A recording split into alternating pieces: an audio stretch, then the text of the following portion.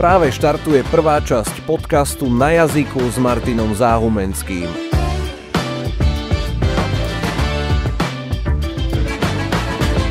Dnes budeš počuť, ako sa Martinovi poďakoval Maradona, čím nahradiť v kuchyni cibuľu, nakrájame si aj minulosť na Martinovej strednej škole a otvoríme si históriu značky Papa Mia.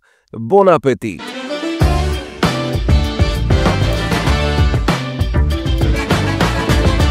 Milí diváci, milí poslucháči, vítajte pri úplne prvej epizóde podcastu Na jazyku s Maťom Záhumenským. Maťo, vítaj. Ďakujem veľmi pekne za pozvanie a za zrealizovanie tohto nášho nápadu a tohto projektu. Teším sa na to. Bude to projektík, bude to podcast taký jednoducho servírovaný o témach gastronómie, o tom všetkom, čo sa môže stať v kuchyni, až potom, keď si naozaj povieš, že toto mi asi veľmi nevyšlo. Stáva sa to niekedy aj tebe? Určite veľakrát. Tak to je... Varenie máš niekedy pokus, omyl a tak sa to stáva. Takže ako všeobecne v živote, tak myslím si, že v kuchyni sa to stáva dosť často, ale hej, to nás posúva. To je kreatívne. V každom prípade ty si skutočne dlhoročný šéf-kuchár, ktorý sa narodil pri Trenčíne, navštevoval si aj kuchárskú školu, potom si vyskúšal aj to zahraničie, bol si na Cypre, bol si tiež vo Veľkej Británii, tam si strávil až tých 11 rokov.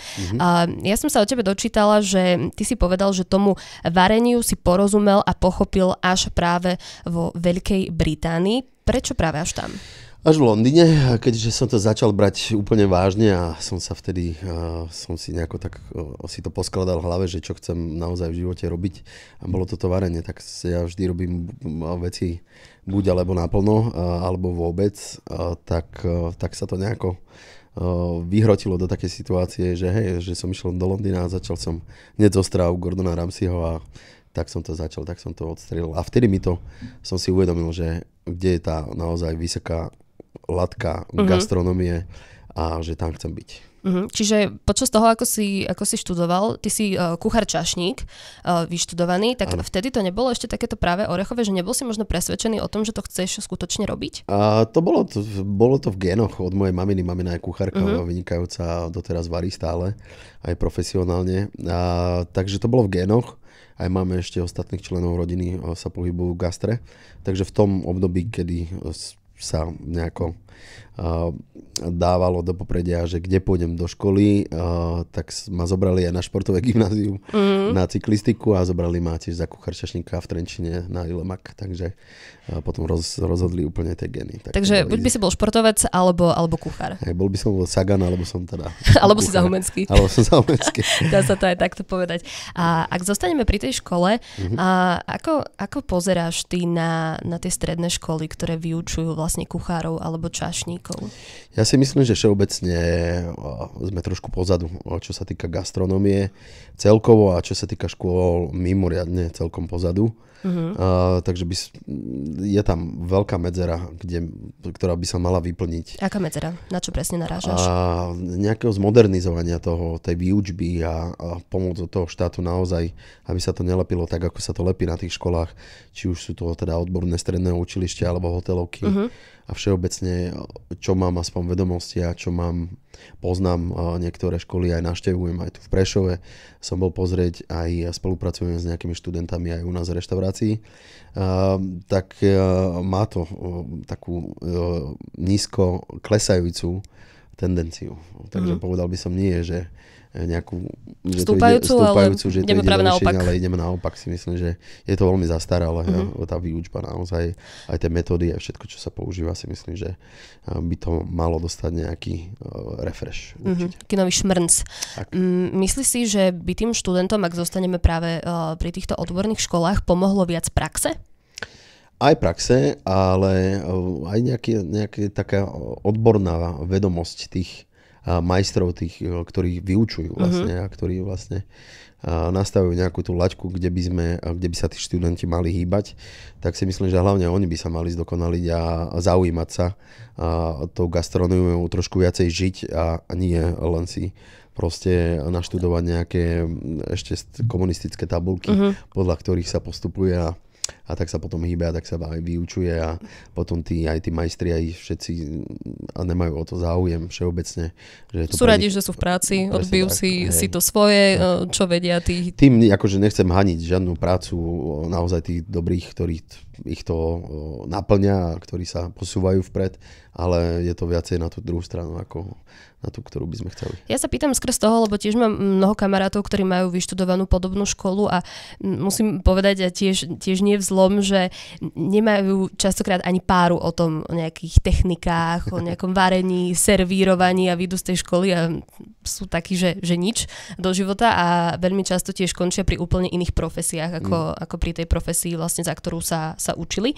A ja si inak predstavujem tú prax, že ten učeň niekde príde, posadia ho pred taký veľký hrniec a tu šúp zemiaky celý deň. Som veľmi mimo s touto predstavou, alebo funguje to takto? Funguje to na niektorých miestach aj tak. Akože využijú ich naozaj v tej praxi na tie pomocné práce tých študentov a naozaj ich zneužívajú svojím spôsobom na tie pozície, ktoré ešte na ktorých by chceli oni byť, ale nemôžu ešte byť, však je to normálne nejaký taký racionálny vývoj. Si myslím, že tí študenti sa musia naučiť aj šúpať aj tie zemiaky. Samozrejme, určite. Určite áno, ale aby to nerobili týždeň v kuse, že len to je jedno. A potom mrkvu, potom cibuľu. Ale to je všetko v poriadku. No, napríklad ja ušúpať cibuľu, dobré cibuľu bez nejakého zvyškového odpadu nie je vôbec ľahké. No, k tej cibuli sa dostaneme ešte, lebo to je za mňa veľmi vďačná téma, takže budeme sa o tom ešte rozprávať. A pri tej praxi, ty keď si študoval, tak mali ste prax iba na Slovensku, alebo bol si aj niekde v zahraničí? Mali sme iba na Slovensku, hej. Iba na Slovensku. Takže aj toto je ďalšia vec, že mali by posúvať a spraviť im nejaké stáže, možno, že spolupracovať s inými školami v iných krajinách a nejako proste si pomáhať jeden druhej. Aby videli aj tí študenti. Trošku niečo iné. A samozrejme tá prax, ja som trošku zamietol tú otázku, alebo teda som premostil z tej otázky, ktorú si mi položila, že je veľmi dôležité získavať prax, ale na tých správnych miestach. Že aby videli naozaj lebo keď sa budú učiť niečo a učia sa to od toho prvého momentu zle, tak potom budú v tom pokračovať a získajú taký habit, ako by som to povedal. Takže je naozaj aj veľmi dôležité, kde budú praxovať a kto ich bude vyučovať. To znamená, že nejakým spôsobom berieš aj ty pod svoje krídla nejakých mladých chalanov, mladé kuchárky možno a veľmi rád im ukážeš to svoje remeslo? Veľmi rád by som to spravil, ale není ani nejaký veľký záujem študentov o túto profesiu už teraz. Neviem prečo, je to na nejakom padajúcom, dá sa povedať, bode a myslím si, že aj preto, že je to naozaj fyzicky aj psychicky veľmi náročný job, veľmi náročná práca, keď to chceš robiť naozaj na dobrej úrovni. Celkovo vo všeobecnosti mám pocit, že sa hovorí pri tej vrcholovej gastronómii skôr o mužoch, ale zároveň práve ženy sú opisované ako tie, ktoré sú doma a varia a pečú. Je to, predpokladám, práve kvôli tomu tlaku a možno tej veľkej časovej náročnosti, keďže ty si skutočne niekedy 15-16 hodín v reštaurácii, alebo niekedy býval aj 18 som robil, aj 20, takže áno, bývalo to aj tak. Máš pravdu, je to aj tým, že je tam extrémne vysoký tlak, hlavne keď sú to dobré reštaurácie v zahraničí, čo som pracoval, tak sme išli proste od rána od 7 naozaj do tej 1, 2 v noci. Niekedy a 5-6 dní v týždni cez sviatky a tak, takže je to naozaj fyzicky náročný veľmi výkon, ktorý musíš podávať nejako konštantne stále na nejakej dobrej úrovni. A samozrejme, nie, že by som chcel podceňovať ženy, určite vôbec nie, ale niektoré ženy práve, že alebo dievčatá boli oveľa šikovnejšie a vedeli si ten time management spraviť lepšie, aj sa zorganizovať lepšie, aj všetko. Len potom príde čas, kedy tie ženy chcú byť aj matky, nejako prirodzene a potom si rozmyslia, že či budú teda 15 hodín v kuchyni. Alebo sa vyberú nejakým smerom, že teda chcú mať, nechcú prepisknúť ten svoj vek, chcú si založiť rodiny a všeobecne. Takže. Lebo ja som sa rozprávala aj s pánmi, aj s dámami o tejto téme a potom mi bolo povedané, že ženy vraj nevedia tak dobre dochutiť jedlo a boja sa experimentovať, ale to som hneď zmietla zo stola ako zástupca tohto pokolenia. To je hlúposť práve, že naopak, ja si myslím, že aj dievčatá, čo som videl, čo mám kamarátky a kolegyne bývalé a všeobecne, čo som stretol ženy na takej tej vysokej úrovni gastronómie zahraničí, hlavne teda v tom Anglicku, tak sú naozaj nadúpané. Idú strašné bomby. Ako sa to slangovo hovorí, a vôbec si nemyslím, že by mali nejaký horší palet chutí alebo nejakú predstavivosť, kreativitu, vôbec to. To je, si myslím, že na každom individuálne aký je.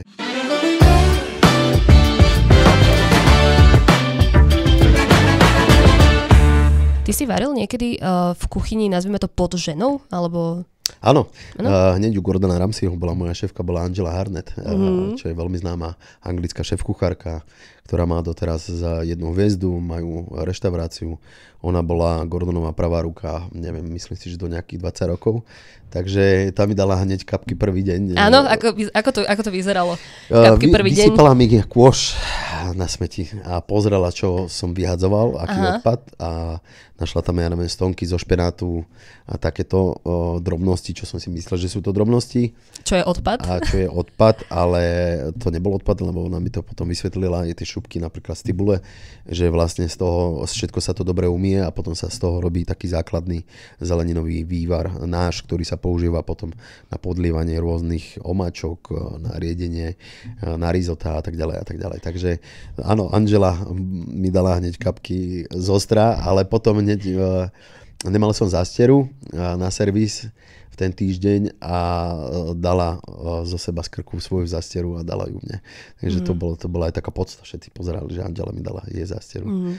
Takže tak ak bola tiež pod Gordonom, tak asi ju aj on niečo naučil, že bola taká, vedela byť aj ostrejšia. Asi musela byť určite v tomto prostredí. Bola ľudská, férová, ale vedela byť, jak my hovoríme, z výže. Takže vedela aj skriknúť a vedela spraviť poriadky s nami hneď. A rozprávame sa o varení, ale poďme možno aj k pečení. Si aj dobrý cukrár, pekár? Vôbec, takže tortičky, nejaká Pavlova torta, Zacher torta alebo rôzne druhy? Rád experimentujem a som kreatívny v dezertoch a používam, že napríklad, ja neviem, cviklu alebo rôzne ingrediencie, ktoré by sa bežne nepoužívali. Napríklad také preslávené moje bobkový list. Do koláča, myslíš? Do koláča, áno. Takže to je veľmi zaujímavé, čerstvý bobkový list. A používam ho vlastne od vôb, keď som býval v Toskánsku, Taliansku, lebo nám rástol všade okolo domu, tak som nevedel, čo s ním, a spravil som len tak išiel okolo neho, som ho pekne si pokrčil v ruke, vyšli esenciálne oleje, mi zavoňal a proste už som to mal spojené s vanilkou, a tak som vytvoril panakotu a teraz sme dali napríklad u nás v reštaurácii do menu, máme nové menu, sme dali baskický cheesecake, ktorý je infúzovaný čerstvým bobkovým listom. A vždy typujem, a je veľmi obľúbený, a vždy, keď prídu nejakí hostia, alebo ktorí ma zastavia reštaurácie, alebo tak sa ich pýtam na to, že či vedia, čo tam je.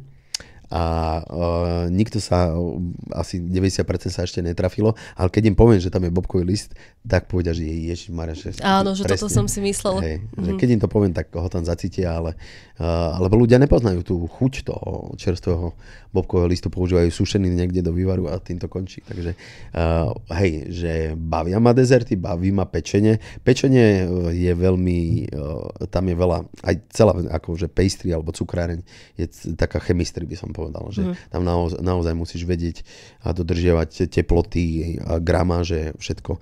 Ja nerad používam gramáže, nerad používam recepty.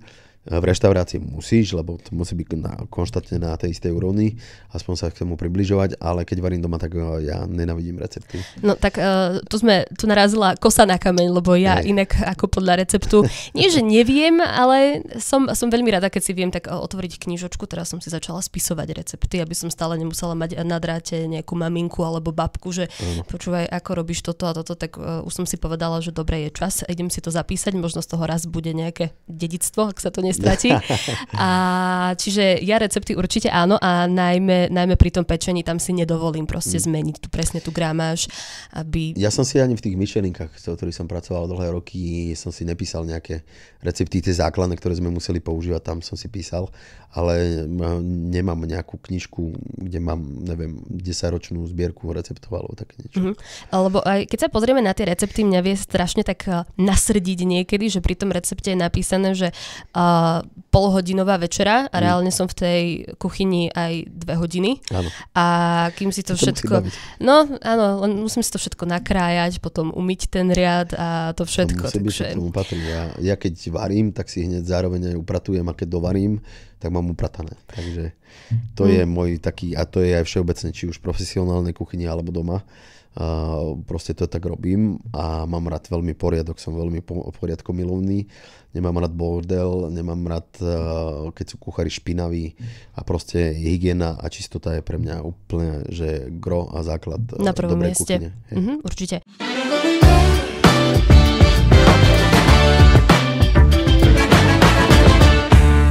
Tak ako si spomínal to upratovanie, tu taktiež sa trošku rozchádzame. Ja sa učím upratovať popri tom varení, že nejakým spôsobom si to dáva dokopy, lebo skutočne potom nie sú to, že 2 hodiny, ale aj 2,5 hodinky a všetko, že je potom také zaschnuté, človek keď sa naje, tak sa mu nechce. Presne. Ale tá druhá vec, ktorú si načrtol aj na začiatku, tá cibuľa. Ja som skúšala už takmer všetko, dať si do úst žuvačku, keď som ju išla krájať, plavecké okuliare, a potom som skúšala nedýchať. Zatiaľ mi najviac funguje to, že pošlem do kuchyne chlapa, nech mi to pokrája, potom prídem, ja už iba to robím, tak je nejaký trik, ako sa pri tom totálne nerozplakať? Keď si schladíš cibulu, keď si ju vlastne podchladíš svojím spôsobom, dá si ju do chladničky a vtedy by nemala tak štípať, že tá látka, ktorá to vlastne vyvoláva, ten plač u nás sa nejako stlmí a to je taký trik, ktorý používame na všetku cibulu, ktorú máme aj v reštaurácii, tak sa schladí a potom sa čistí. Znamená to, že tá cibuľa by mala byť v chladničke celý čas? Ja mám bežne cibulu. Máš bežne cibulu v chladničke? V chladničke, hej. Aj cesnak. A paradajky? Paradajky, tam by som sa byl, ja milujem, že cez leto chladené paradajky, ale nedávam si ich do chladničky vždy, že podľa toho, ako sú vyzreté, či sú prezreté, keď sú prezreté, dám si ich do chladničky, dám si ich schladiť, ktoré sú ešte není vyzreté, nechám si ich pekne v miske v kuchyni položené pekne, nech majú svetlo, teplo a stále tú energiu, ale nemali by sa, akože Taliani rozprávajú aj tak všeobecne, že je to v prvom rade ovocie, ktoré by sa nemalo dávať do chladničky. Ale ja mám rád chladené paradajky, takže väčšinou si dám, a hlavne cez leto paradajky do chladničky. Ty si spomínal, že je aj nejaký postup, ako správne očistiť tú cibuľu, aby si nevyhodil veľa odpadu. No tak tam máš vrstvy. V cibule máš vlastne vrstvy a veľa aj našich pomocných síl, aj kuchárov šupu cibulu tak, že proste odreže si ten spodok, kde je vlastne ten ako keby korienok a potom už ide a šupe tú cibulu proste po tých nejakých vrstvách a zobere 2 vrstvy, ktoré nemusí zobrať. Takže už vlastne tomu už vlastne nevyužije tú cibulu na plno, aj keď používam potom my tie šupky, ako som vravel, tiež používame, čo som si teda odnesol od tej Angely, že používame to na ten základný vývar, na tzv. Náš, ale hej, že treba aj cibulu vedieť dobre ošúpať. Ja mám jednu veľmi dobrú kamarátku, ktorá si našla chlapa, oni keď boli ešte v takomto randiacom období, vieš, tak chcela sa trošku tak blisknúť, robila mu rôzne šalátiky, zeleninky, chlebíky a tak ďalej. On sa po pol roku priznal, že absolútne neznáša zeleninu a také mäso, onaké mäso, jedol to iba preto, aby sa jej zapáčil. A najväčší problém v ich vzťahu je paradoxne cibuľa, lebo on neznáša cibuľu a ona je celá zúfalá, že čo má robiť, vymeniť ho nechce, už bola aj takáto možnosť. Takže nie je to tak cítiť potom. Nie je tak cítiť, hej. Keď už sme pri tejto potravine, tak ako sa naučiť krájať ako šéf kuchár? Prax. Proste. Dobrá doska, upevnená doska, dobrý nožík a rýchle prsty. Rýchle prsty. Stalo sa ti už, že... Ježišmaria, ja som tak dorezaný. Som strašne dopalený, dorezaný som celý. Je nejaká potravina alebo niečo, na čom je to najlepšie skúšať? Alebo iba si proste zoberiem, ja neviem. Cibuľa. A ideš a skúšaš. Mrkva je celkom triky, že alebo koreňová zelenina, alebo je tvrdá, takže aj na tom sa dá dobre cvičiť, ale na presnosť, na veľkosť, máš rôzne veľkosti, Miroku a Bruno a proste rôzne francúzske názvy a veľkosti proste starej školy dobrej, takže hej, prax, to si myslím, že to je najlepšia a úplná pomocka ako sa to naučiť, master, áno. V krájaní. Master v krájaní. A tie si spomínal, že mať dobrý nožík a každý kuchár by mal mať svoje nože. Mal by mať určite, áno. Pamätáš si, kedy si kúpil tie svoje prvé? Kúpil som si ich v Anglicku za prvú výplatu a vtedy to bolo mi zostalo nejakých 100 liber z výplaty za nejakých, to som mal okolo 1000 výplatu, ak si dobre pamätám, a za nejakých 800-900 som si kúpil nože aj také púzdro. Koľko ti vydržali? Sa mi zdá, že niektoré mám ešte doteraz. Takže už zo pár rokov. Je nejaká špeciálna starostlivosť, ako sa o nich starať? Určite, hlavne nože ja mám teda o hodnote od, ja neviem, nejakých 200-300 eur až po 1000-1500 eur. Za jeden nôž? Za jeden nôž, hej. Takže treba sa o ne starať. Už som v tom zlenivel, ale keď som bol v tom takom hype kuchárskom, tak som si každý večer ich proste vyumýval vo vlažnej vode, nie v jarovej úplne. Nedával som ich do myčky, pekne som si ich vyleštil s olivovým olejom, prebrusil každý večer trošku jemne s malou takou ocielkou. Takže starostlivosť musí byť. Potom si ich zase zabalil a zobral na druhý deň do práce, že nosil si stále svoje? Nechával som si, tak my sme robili jeden tím v práci. Každý deň, celý deň sme tam boli, takže som si nebrával nože domov, ale nechával som si ich v práci a aj pripravil som si ich večer, aby som ráno prišiel, otvoril si pústro a bolo to pripravené. Je aj nejaké nepísané pravidlo, ktoré vie každý kuchár, že na nože toho druhého sa nešahá? Je to nepísané pravidlo, aj keď som si ja požičiaval, aj keď teraz si požičiam napríklad od mojich kuchárov, ktorých mám nôž, tak vždy sa pekne slušne opýtam a je to proste taký nepísané pravidlo a majetok každého kuchára, taká nejaká pýcha toho kuchára, keď má dobrý nôž. Ty si krátko po škole išiel na Cyprus a najlepšie spoznáš asi tú krajinu, že si pri tých lokálnych obyvateľoch s nimi papáš, alebo možno u nich papáš, tak mal si takúto možnosť variť možno s nimi? Mal som. Ja som robil vlastne u Cyprusana, ktorý si nás vybral vtedy sme robili v Holiday Inn v Bratislave, čo bolo v tej dobe mafiánskej, kde sa strieľalo jak na východe. Doupie. Tak to bolo také doupie a bol to jeden z najlepších hotelov v tej dobe. Bavíme sa nejakých 25 rokov naspäť, hej. A to som bol po vojne, mal som 20 rokov, takže to bol taký high-peak, taký najlepší hotel. A teraz mi vypadla otázka. Že čo ste tam varili? Áno, že vlastne tam odtiaľ si vybral nás ten Cyprusan, tak sme išli potom na Cyprus. Holiday som bol 3 roky na Cypre, 2 sezóny, ale to je zvláštnosť, že sme boli napríklad 2 sezóny som bol a každú sezónu som robil napríklad 8 mesiacov bez dňa voľna. Že som robil každý jeden deň, že 8 mesiacov som nemal voľno, takže som robil 12-14 hodín denne. V tej prvej reštaurácii sme robili ako sa volal, si nespomeniem to meno, Paniko sme ho volali, Panikos sme ho volali. To bol môj šéf, to bol majiteľ reštaurácie a bol aj šéf kuchár zároveň, takže tam sme to mali tak pekne celkom rozdelené, že sme ráno prišli na nejakú 9 do práce, prichystali si veci na obed, ktoré boli veľmi slabé, alebo vlastne sme chodili neskôr, na 11. Prichystali sme si veci na obed. Obedy boli veľmi slabé, keďže všetci boli na pláži. A tak sme mali prípravu hotovú, dá sa povedať, na večer a potom sme mali takú siestu. A išli sme na pláž, alebo som išiel teda s tým majiteľom, sme išli niekde sa nájsť, išli sme pozrieť jeho kamarátov, išli sme na nejakú farmičku alebo čokoľvek. A potom sme mali večerný servis od 7 a to sme išli úplne 200-300 covers, 200-300 ľudí proste jedál.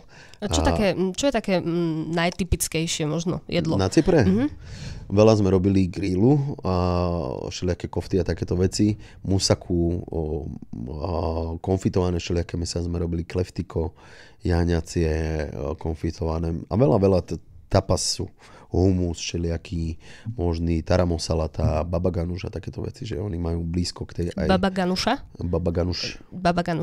To nám priblíž. Čo to je? Babaganuš je vlastne spečený celý baklažán, ktorý sa ogriluje alebo spáli, dá sa povedať, na grille. Len si ho tak jemne napicháš, aby ti nevybuchol. Si ho vlastne zgrilluješ a potom si ho dáš do misky s fóliou, zakryje si ho fóliou, sa ti sparí, potom si ošúpeš vlastne tú spálenú kožu a usilno rozmixuješ s troškou tahiny, keď chceš. Tahiny je vlastne sezamová pasta a môžeš to aj bez nej spraviť. Ja to robím väčšinou bez tahiny, lebo ju nemám doma. bežne iba s olivovým olejom a dochutím si to. Má to takú peknú údenú chuť, vymixujem si to alebo si to len tak nakrájam.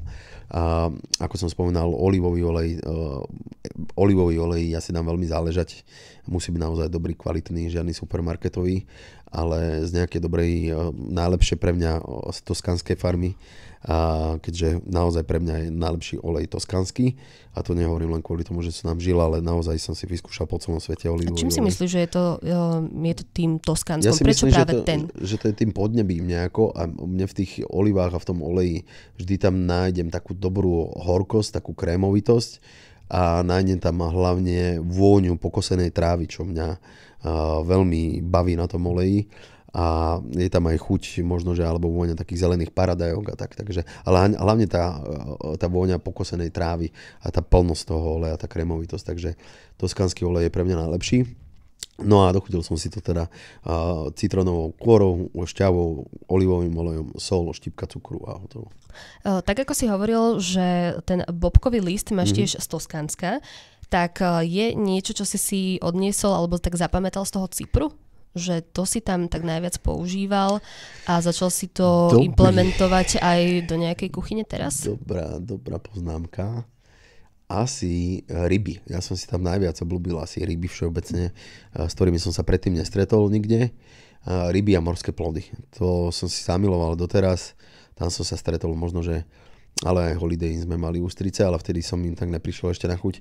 Ale napríklad tam som si prišiel na chuť ústriciam alebo chobotnici. Že milujem chobotnicu.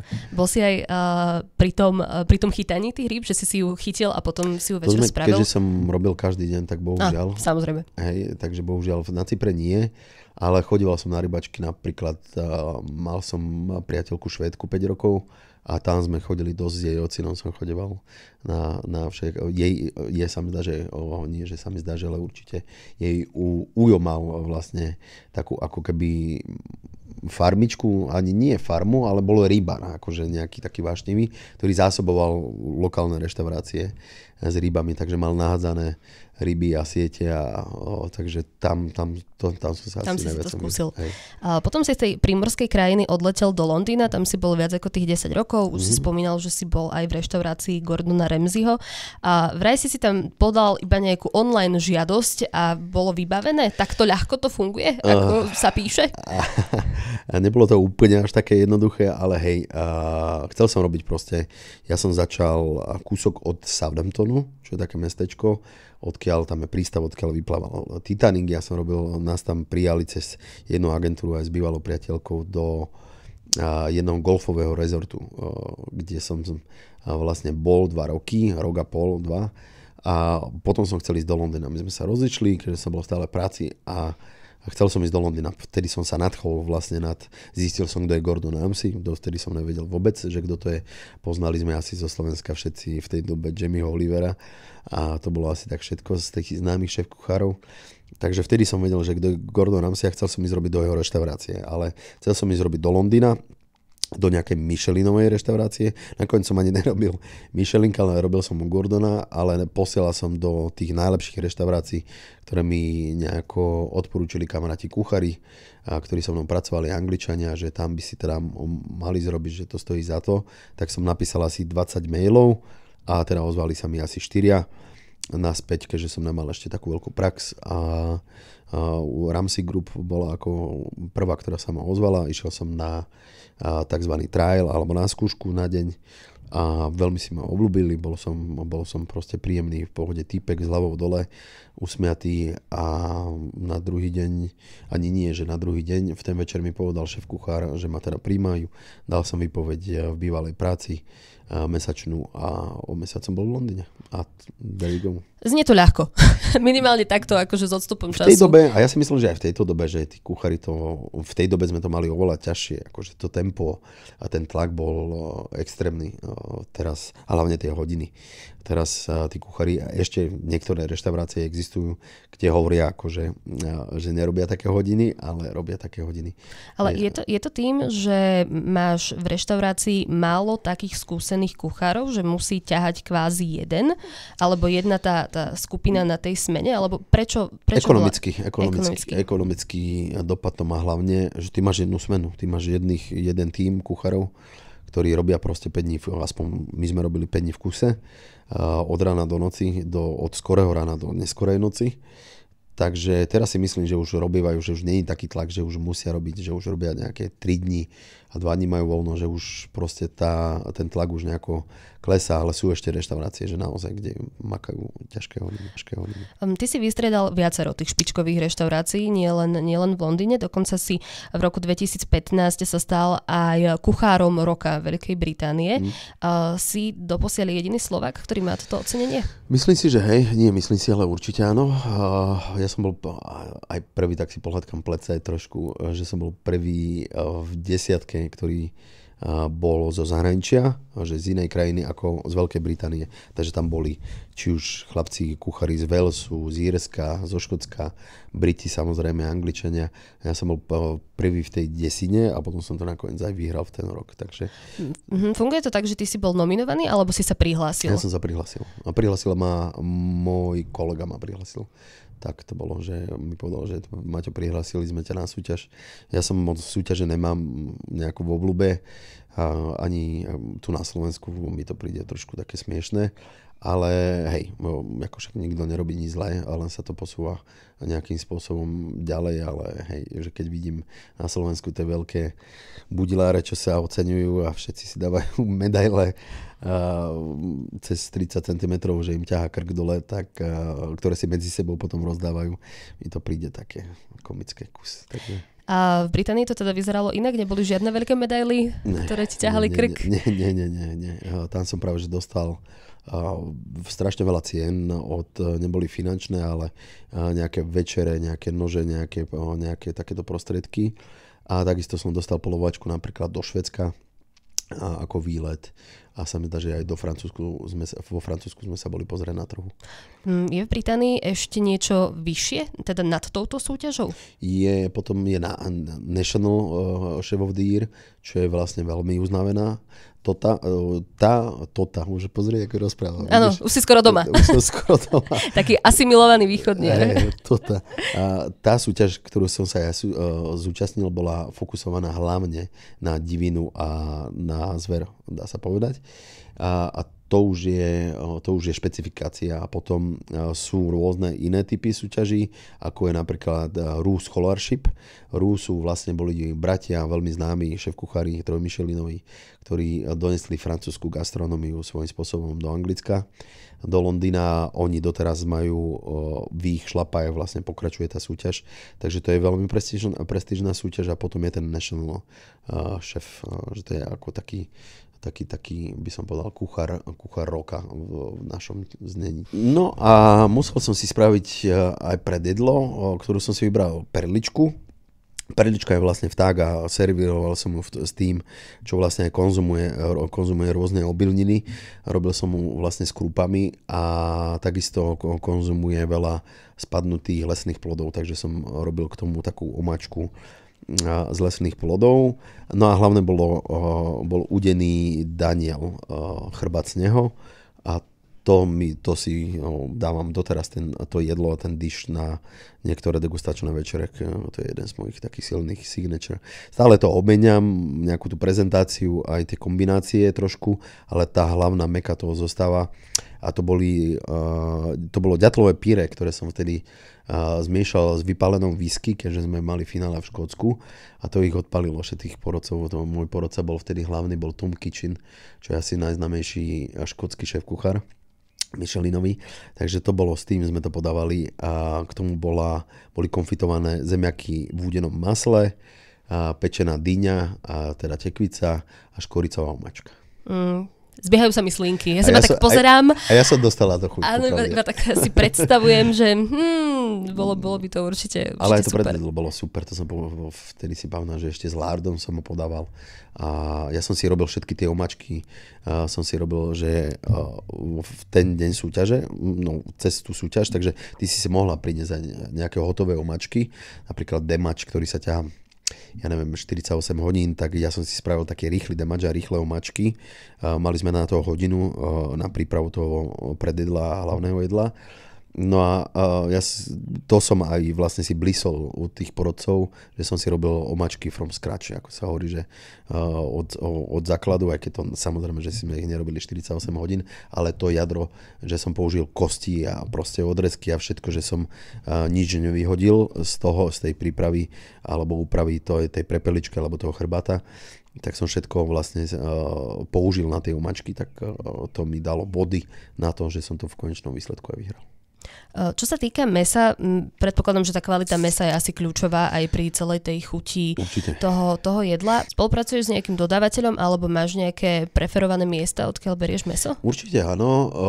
Mám jednoho dodávateľa, ktorého nebudem menovať a ktorý pozberal takto také farmárske, dá sa povedať, farmárske typy mesa alebo druhy. Takže mám tam, teraz sme menili à la carte a hlavne teda som sa fokusoval na grill a máme tam od japonského naozaj špičkového wagyu A+, až po bravčovú vyzretú krásnu kotletu z Moravskej farmy od Cloudu.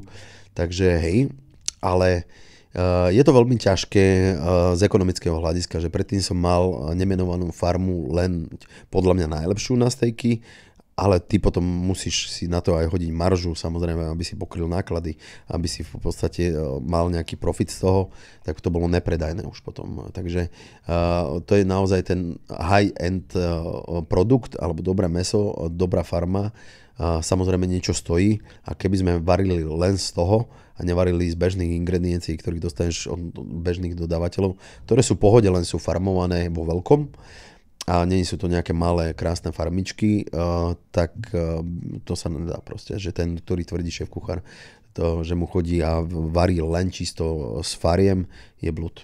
To, a ti poviem, že poznám aj veľmi dobré reštaurácie, či už tu na Slovensku a poznám tých šéf kuchárov, nebudem menovať a viem, že oni si nevaria všetko len z týchto malých farmičiek, že sú tam aj veľkí dodávateľ a veľkí hráči v hre a inak to nejde. Ekonomicky to proste čísla ťa napustia. Mesko máme za sebou, poďme ešte na tú slamu. Ty si reálne použil slamu, ktorou sa ako krmia zvieratá, klasickú slamu. OK. A v tejto gastronomii často sa využívajú aj takéto prírodnejšie komponenty. Niečo sa servíruje na kameni napríklad, alebo je niečo údené na dreve.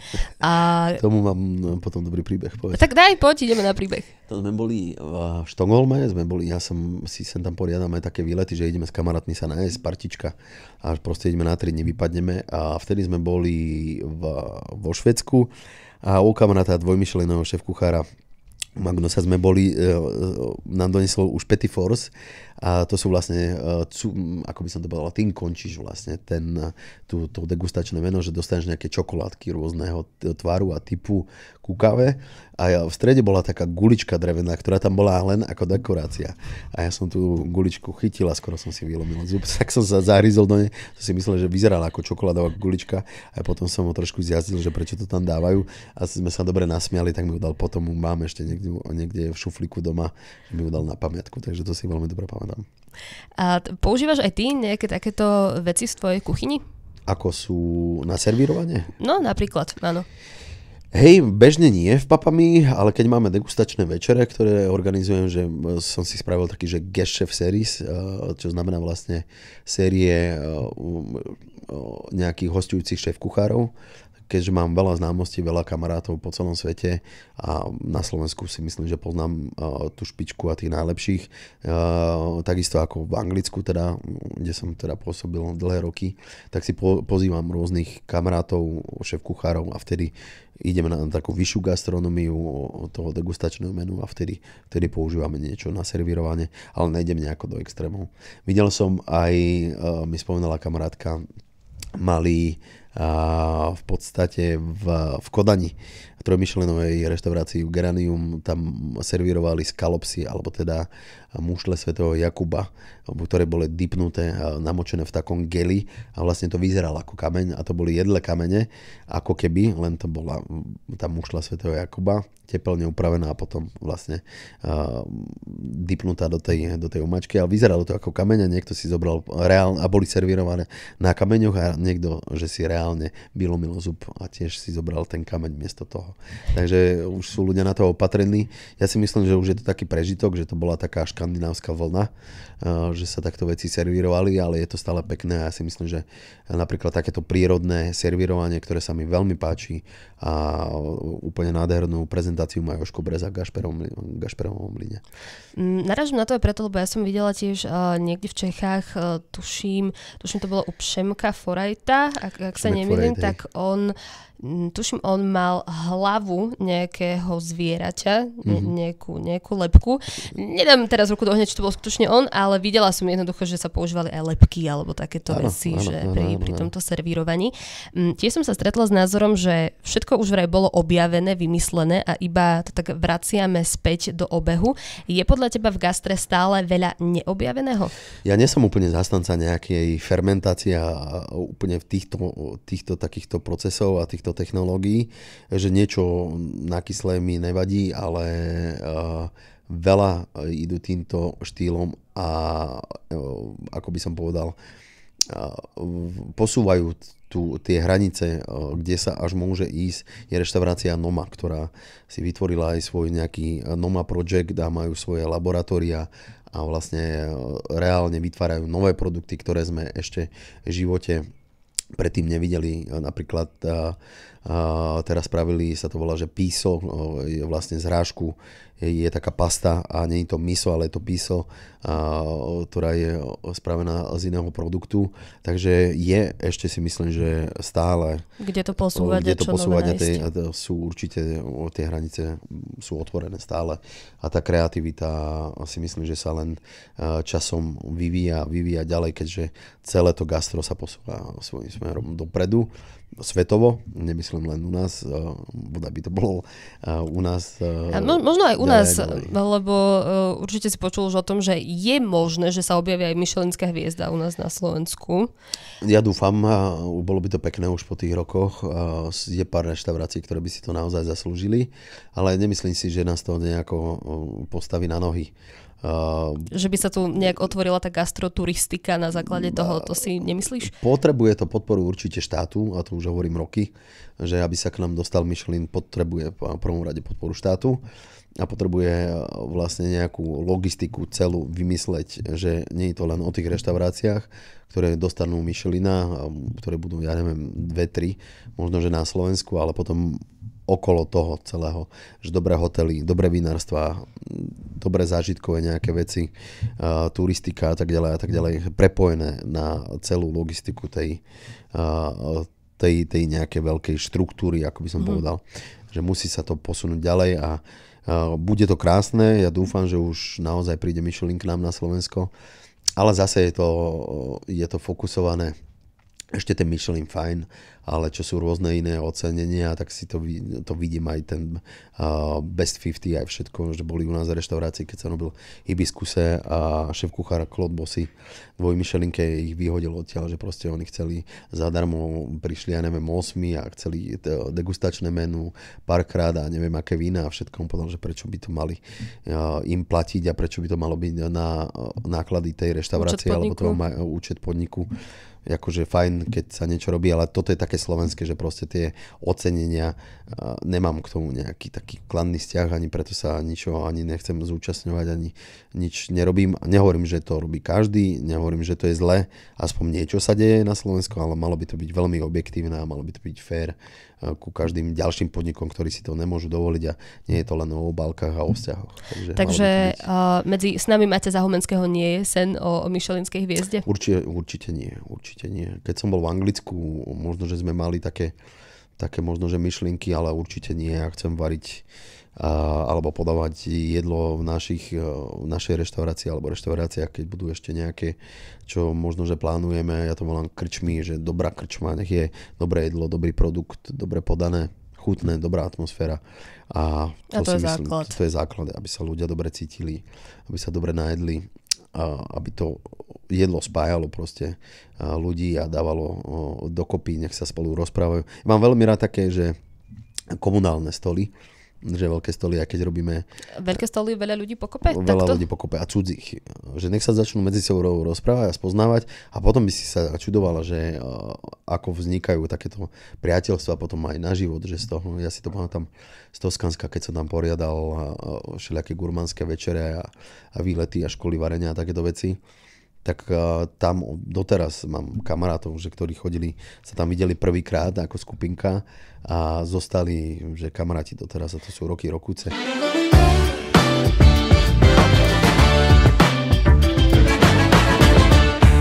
Taliansko, Toskansko si viem asi lepšie vizualizovať s tými veľkými stolmi a myslíš, že tento formát je udržateľný aj na Slovensku, že nie sú Slováci stále takí, že idem sa rýchlo najesť, mám svoju skupinku ľudí a veľmi ma nezaujíma nejaký pani, ktorý si prísadne vedľa a nemám chuť s ním komunikovať, že... Musíš vycítiť tú atmosféru, musíš nastaviť na tú určitú časť toho dňa, hej, že keď sú to obedy, tak naozaj tí ľudia najem sa, idem naspäť do práce. Presne tak, že chcú rýchlo a zbesilo proste si to vybaviť. Niekto si nájde viacej času, že práve, že si to chce vychutnať ten obed a zoberie si knižku k tomu, prečíta si, pokeca, alebo ide s priateľmi, alebo sa dajú skupinka priateľov a idú spolu, aj keď pracujú na rôznych iných miestach a dohodnú sa na jednej reštaurácii alebo krčme, kde sa idú spolu nájsť. Takže je to individuálne a potom už ten večer si myslím, že je o niečom inom, kde sa nikto už tak ani tak neponáhla, má ten čas a už aj tá jeho osobná nejaká energia, nejaká aura už je prispôsobená inak tomu celému. Je otvorený viac aj tomu spoznávaniu asi sa. Tak si myslím, že je to krásnejšie, je to peknejšie, keď sa tí ľudia aj cudzí, keď sa pozdravia alebo sa usmejú na seba a začnú sa len tak nezáväzne rozprávať. Ja mám ľudí rád, a aj keď sme na Slovensku, je to ťažké, proste sme ťažká povaha, by som povedal. Je ťažko si zvykať, ale ja dám tomu stále šancu a že netreba sa na to pozerať, že ja stále sa pozerám takými rúžovými skličkami na tých ľudí a na to Slovensko a si myslím, že máme skvelých odborníkov, skvelých ľudí. Nech sa tá politika, ktorú vôbec nesledujem, nejak dá dokopy, nech sa nastavia nejaké štandardy a myslím si, že máme krásnu prírodu, krásna krajina sme a vieme byť naozaj dobrí v tom, čo robíme, len proste tá mentalita tam trošku vrzgá, ale to vrzgá väčšinou u tých ľudí, ktorí nepracovali v zahraničí a nemajú proste... Možno taký ten prehľad o tom svete, o tom ďalšom. Nemajú taký akože ja fakt nechcem niekoho ponižovať, ale taký rozhľad, sú takí jednoduchší a majú proste tie klapky na očiach a proste takto to musí byť, lebo je to takto 300 rokov a proste tak si idú svoje. Viem si predstaviť, že mohli by sme našich divákov a poslucháčov pokojne aj pozvať aj do tvojho podniku, aj do Papamie, nech prídu, či už večer alebo na obed, nech sa stretnú, nech vyskúšajú hodiť očkom po niekom na tom druhom stole. Ja mám zase taký pocit, že medzi nami, mladými ľuďmi, panuje taká veľká samota, že keď si sám a nemáš nejakú polovičku od strednej alebo vysokej školy, tak už sám zostaneš, potom prišiel COVID, všetko sa taktiež viac skomplikovalo a tí ľudia sú veľmi smutní a veľmi sami a nemajú sa kde stretávať, hľadajú to šťastie na rôznych tých sieťach, tak možno by stačilo prísť iba na dobrú večeru, dobré vínko a trošku to viacej rozhýbať. Presne tak, ako to hovoríš, treba chodiť von, treba sa socializovať, aj keď ja teda nechodím extrémne veľa von, ale keď chodím, tak veľmi rád. A to len kvôli tomu, že mám veľa práce. Takže keby som mal menej práce, tak ja tú prácu ani neberiem ako prácu. Je to moje nejaká taká životná cesta, by som povedal.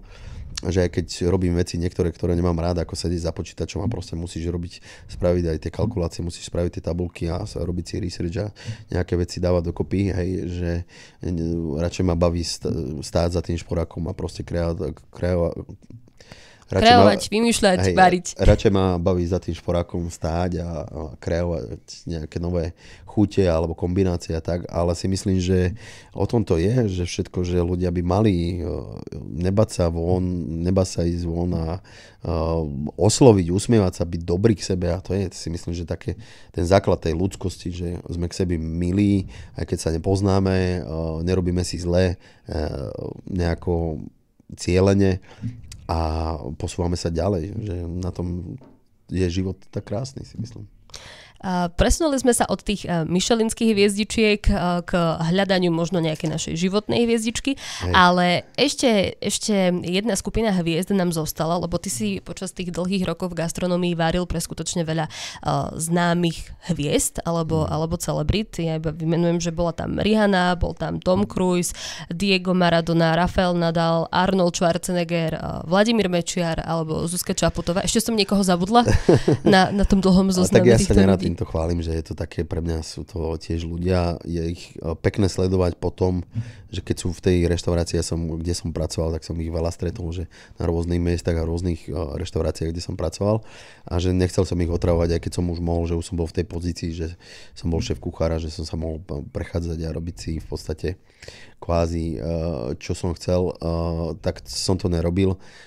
Robil som to iba, keď ma niekto vyzval a že chce poďakovať, ako bol Maradona, že sa chcel poďakovať za dobrú večeru a pozval ma na pohár vína, ktorý vtedy stálo, si myslím, že to bolo na lístku, sme ho mali za 27 000 eur. Chili biere to bolo, takže to bolo nejaké Chateau Margaux, ja neviem, ani nejaký ročník 89, alebo čo to bolo, ale že fakt, že pecka predražená, lebo to bolo v Playboy Clube, kde som bol šéf kuchár, čo bolo aj kasino, takže tam boli pálky ceny.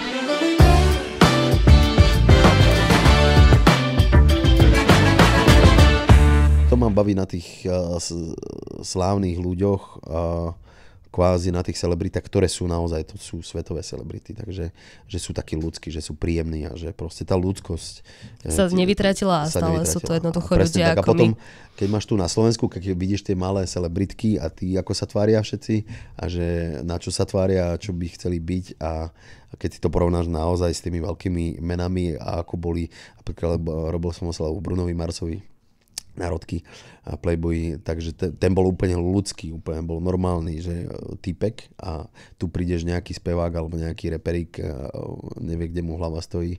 Trošku mu prší do nosa. A to sa nedá porovnať proste, tieto vzťahy. Tá ľudskosť by tam mala zostať a ja si myslím, že tí ľudia, čím sú vyššie, tie naozaj veľké celebrity, tak tým sú takí ľudskejší a úprimnejší a odstranili si, ako sa hovorí, ten plev od seba, prefiltrovali si ľudí a vedia, čo chcú v živote, vedia, čo robia a užívajú a žijú si ten život naplno. Majú aj takú vytvorenú bublinku, ty si tiež niekde spomínal, že máš vytvorenú takú svoju bublinu a obklopuješ sa tými ľuďmi, ktorých máš rád, oni majú radi teba a je ti v tom príjemne.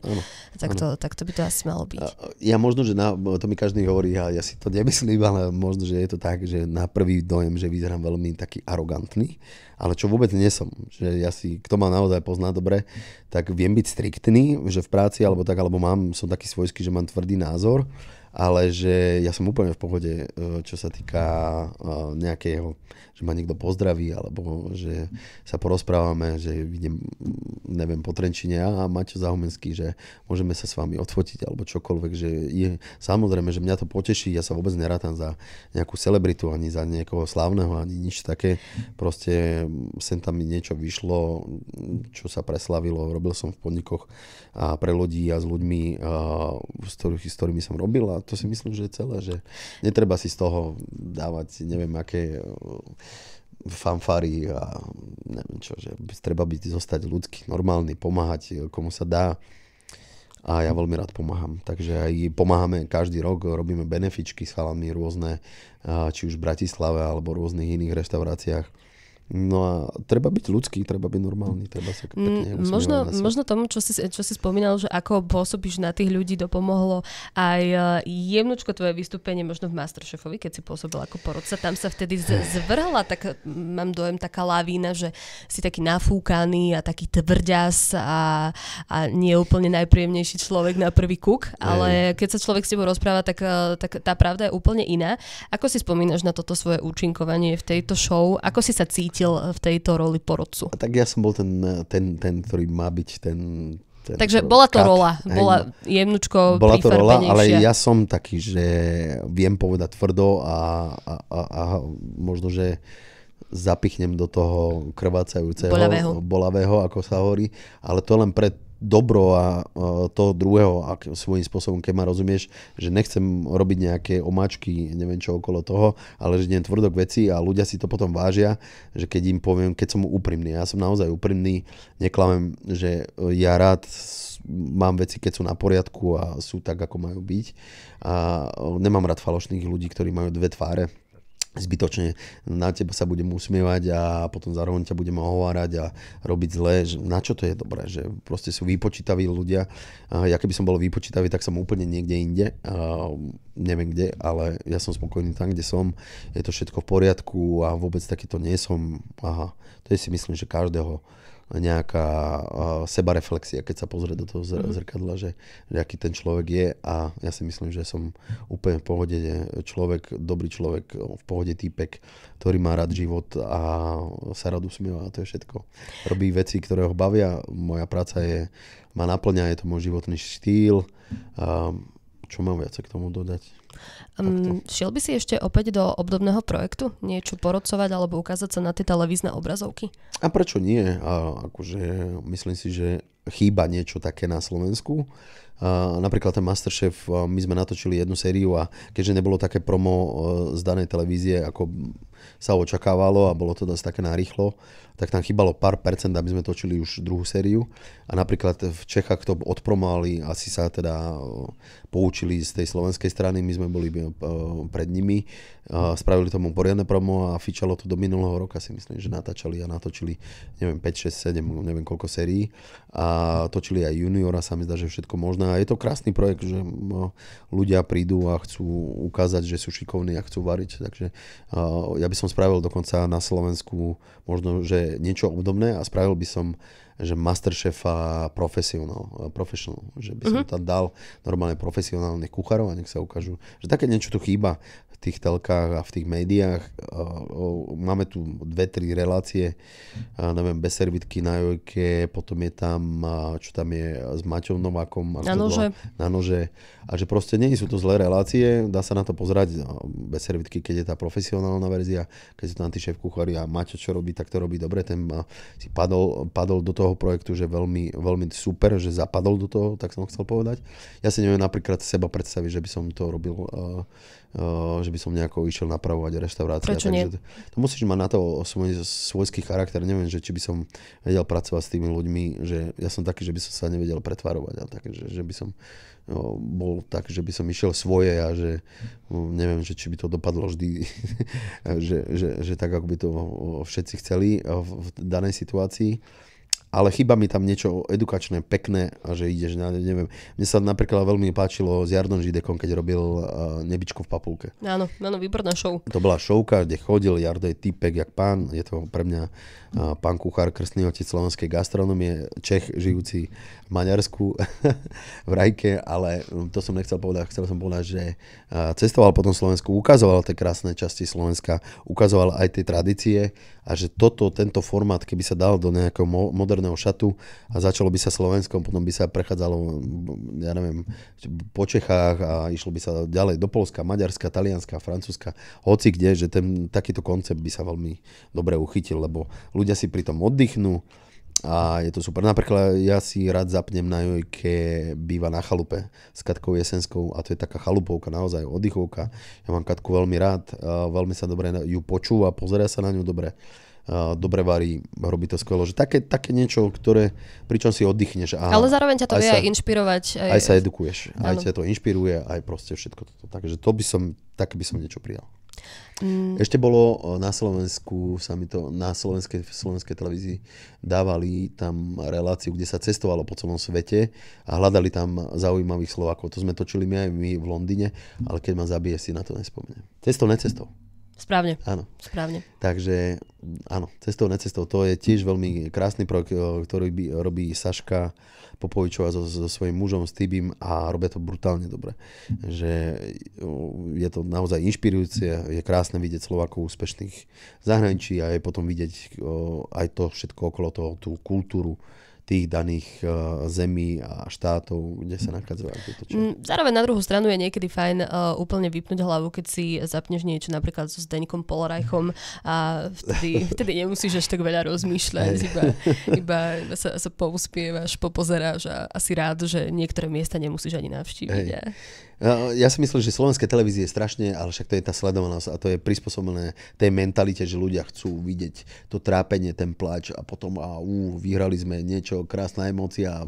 Je to o emóciách všetko, áno. Tak samozrejme, emócie predávajú, vždy predávali. Ja to beriem, ale niekedy je to že naozaj, že nedá sa na to pozerať, že proste na tej 1., 2., 3. reláciu, že je to proste nastavené tak, jak je to nastavené. A že aj keď sa tvária tie televízie, že nie, ja viem, že je to, ale je to v pohode. Akože však nič nerobia s tým zle, len že od toho by sme sa už od tej slovenskej mentality mali nejako odraziť a viacej edukovať tých ľudí a dávať im trošku takú pozitívnu energiu, ako stále len tú zlú nejakú nešťastnú emóciu.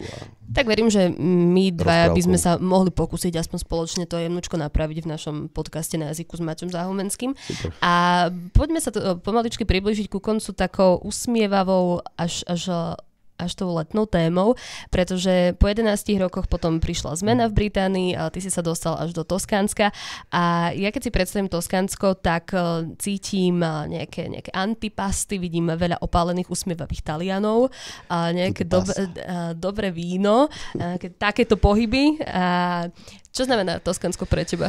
Toskánsko bola veľmi krásna životná etapa. Nebudem vchádzať do súkromia, ale čo sa týka celého nejakého nažívania v Toskánsku a v Taliansku, to bola krásna etapa, na ktorú brutálne veľmi rád spomínam. Mám len pekné spomienky na to. Tie špatné sú už pre špatných ľudí. A proste je tam cítiť proste tú energiu všade, kde sa pozrieš. A hlavne teda Toskánsku, všade, či sa pozrieš doprava, doľava, je to ako krásna pohľadnica a proste tí ľudia sú tam tak uvoľnení. Ja som prišiel veľmi taký, vieš, že vyhypovaný z Londýna a z toho tempa a som sa musel ukludniť. Tak pol roka som sa nevedel, že proste ukludniť a sám nejako tak dať do takého klídku, ako by som povedal. A milujem to, aj tento rok určite vybehnem do Toskánska za kamarátmi, za kamoškami, za kamošmi, a čo tam mám za tie dlhé roky, čo som tam býval.